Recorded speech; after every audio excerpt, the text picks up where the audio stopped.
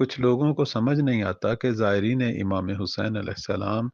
زیارت کے لیے اتنا پیسہ کیوں لگاتے ہیں، کیوں ہر سال اربعین پہ جاتے ہیں۔ سے بہتر یہ ہے کہ کسی غریب اور مستحق کی مدد کی جائے، کسی بیمار کی مدد کی جائے، کسی بے روزگار کی مدد کی جائے اور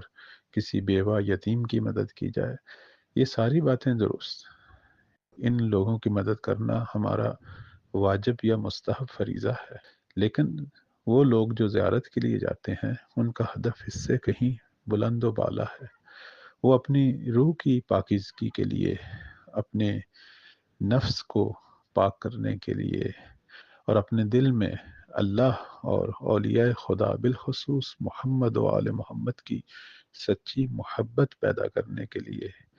اور ان کے عشق اور محبت کے مطابق اپنے اندر عمل کی صلاحیت اور عملی توفیقات لینے کے لیے یہ کربلا کا رخ کرتے ہیں کہ وہاں جائیں اور کچھ درس لیں،